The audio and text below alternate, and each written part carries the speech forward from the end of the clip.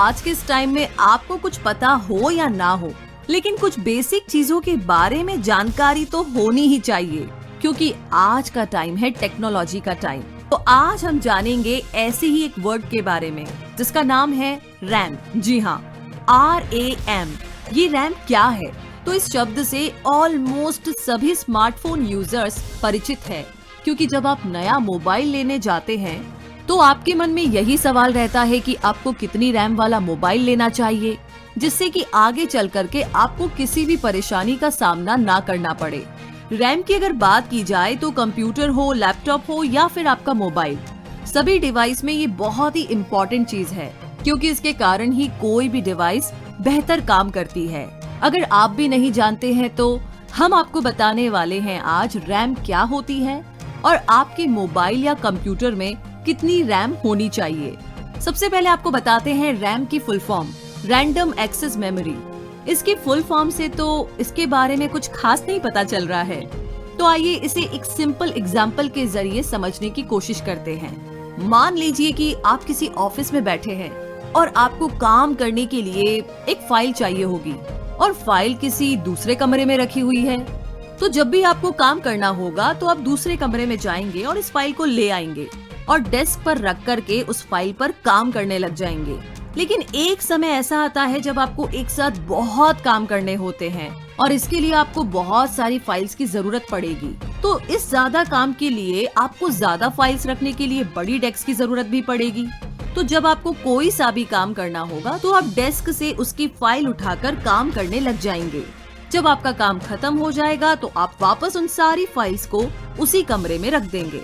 तो जो RAM mobile में होती है वो कुछ इसी तरीके से काम करती है।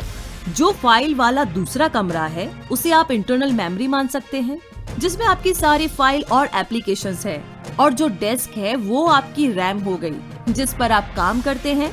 तो यहाँ इसका काम आपके आदेश के अनुसार, यानी कि आपकी डायरेक्शन के अनुसार किसी ऐप को ला करके उसे रन करना है। क्योंकि किसी भी ऐप को ओपन होने में कुछ सेकंड्स का टाइम लगता है, और ये इसलिए होता है क्योंकि रैम की स्पीड बहुत फास्ट होती है। तो यहाँ इसका काम आपके इंस्ट्रक्शन के अकॉर्डिंग किसी भी एप्लीकेशन को ला करके उसे रन करना है। क्योंकि किसी भी ऐप को ओपन होने में कुछ सेकंड्स का टाइम लगता है, ये इसलिए होता है क्योंकि रैम की स्पीड बहुत फास्ट होती है। आप इस बात से अंदाजा लगा सकते हैं कि 1 GB रैम को बनाने में उतना खर्च आता है जितना कि 16 GB के मेमोरी कार्ड बनाने में होता है। तो CPU को जो फाइल चाहिए होती है, रैम उन्हें जल्दी से जल्दी भेजने का काम करती है।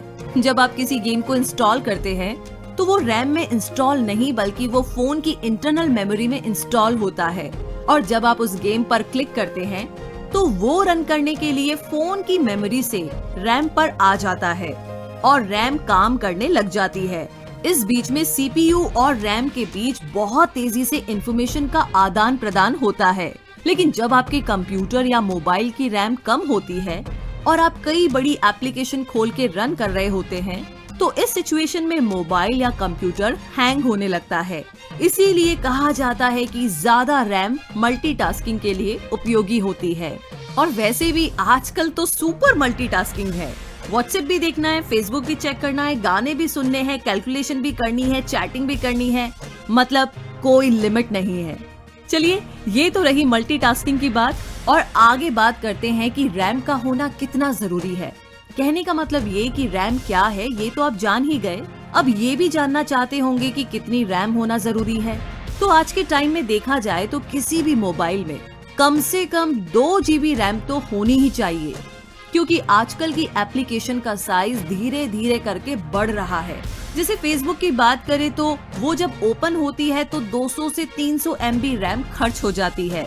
और फेसबुक ही नहीं बल्कि बाकी के सारे एप्लीकेशन के साइज अपग्रेड होने के साथ इनके साइज भी बढ़ते जाते हैं। इसीलिए अगर आप चाहते हैं कि मोबाइल में मल्टीटास्किंग कर सके तो मोबाइल में कम से कम 2 GB रैम होना तो बहुत जरूरी है, जिससे कि मोबाइल के हैंग होने की प्रॉब्लम से आप निजात पा सकते हैं। वैसे आप चाहे तो 3 GB या 4 GB वाले स्मार्टफोन की तरफ भी ध्यान दे सकते हैं, क्योंकि अभी तो 2 GB ही काम दे देगा, लेकिन फ्यूचर में आपको 2 GB में प्रॉब्लम आने लग जाएगी। तो आई एम श्योर कि अब आप रैम के बारे में काफी कुछ जान गए होंगे। आपको पता चल गया होगा कि रैम क्या है। वैसे आपको एक और चीज बतानी है कि जितना हो सके उतनी ज्यादा रैम की डिवाइस आपको खरीदनी चाहिए, क्योंकि रैम ऐसी चीज है जिसे कि बाद में बढ़ाया नहीं जा सकता। यानी कि आप मेमोरी कार्ड लगा करके स्पेस तो बढ़ा सकते हैं, लेकिन रैम को नहीं बढ़ा सकते। हालांकि कंप्यूटर में रैम बढ़ाने का ऑप्शन होता है, लेकिन मोबाइल में ये ऑप्शन नहीं मिलता है, क्योंकि कुछ ऐसी एप्लीकेशंस है जो कि रूट होने के बाद फोन की मेमोरी को रैम में बदल देती है। लेकिन इससे कुछ ज्यादा फायदा नहीं होता, बल्कि मोबाइल पहले से और भी ज्यादा स्लो हो जाता है। तो आई होप कि आज इस छोटे से वर्ड रैम के बारे में आपको सारी जानकारी मिली होगी। इवन अभी आपको कॉन्फिडेंस होगा कि जब भी आप नेक्स्ट टाइम मोबाइल परचेज करेंगे या कोई भी डिवाइस परचेज करेंगे तो रैम के बारे में आप अच्छे से बात कर सकते हैं और किसी को भी इस बारे में बता सकते हैं। वैसे इस वीडियो के बारे में आपकी क्या राय है, प्लीज हमें कमेंट बॉक्स में लिख करके जरूर बताइए, और आगे आप किस बारे में वीडियो देखना चाहते हैं ये भी हमें बताइए।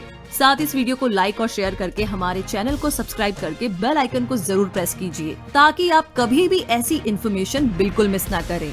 Thank you so much.